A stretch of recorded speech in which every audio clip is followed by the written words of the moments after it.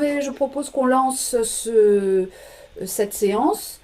Je vous donc rappelle que ce séminaire donc est un séminaire collectif avec plusieurs participants, hein, qu'il est financé par le LabEx Aztec, par le laboratoire d'ICEN du CNAM, par les Archives nationales et aussi, à notre grande joie cette année, par un nouvel intervenant de,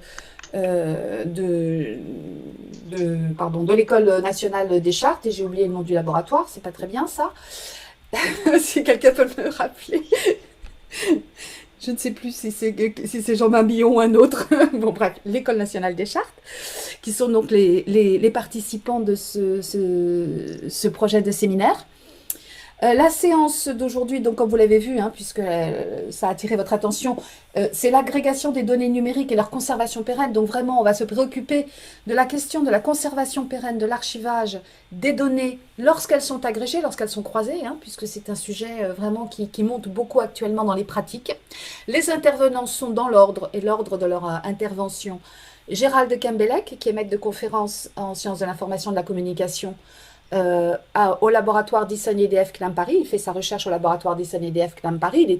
Il est rattaché au CNAM, mais il intervient actuellement dans le cadre de l'Institut historique allemand, qu'il va nous présenter d'ailleurs tout à l'heure. Et le sujet que dont nous sommes convenus, hein, c'est bien sûr dans sa spécialité la question des acteurs des humanités numériques. Et donc, quels vont être les enjeux d'une conservation pérenne et accessible évidemment, puisque pour la recherche de ces données, notamment dans le cadre de l'histoire, hein, puisque c'est un des grandes thématiques de l'Institut historique allemand.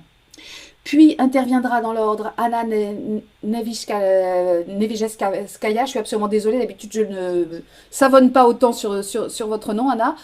Vous êtes directrice associée de la société Quinten, qui est une société experte en data science, et vous êtes docteur en sciences de l'information et de la communication, chercheuse au laboratoire d'ICEN-EDF du CNAM, et bien sûr votre thèse a porté sur des questions en rapport avec ce qui nous intéresse aujourd'hui.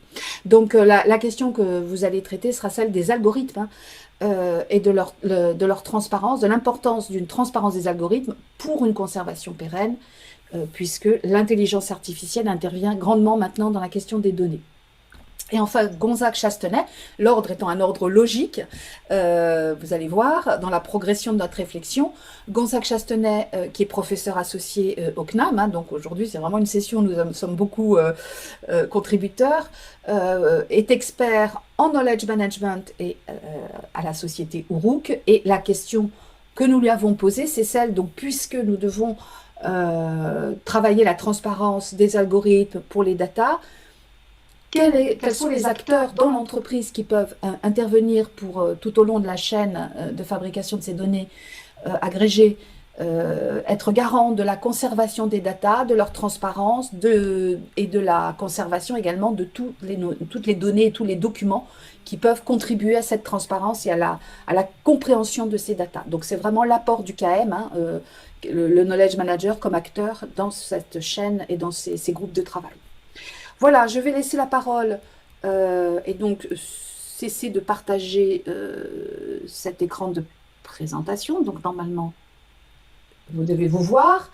Et je vais donner la parole au premier intervenant qui est Gérald Kembelec. Et voilà, je ferme mon micro et je vous invite à faire de même pour ne pas provoquer de bruit parasite.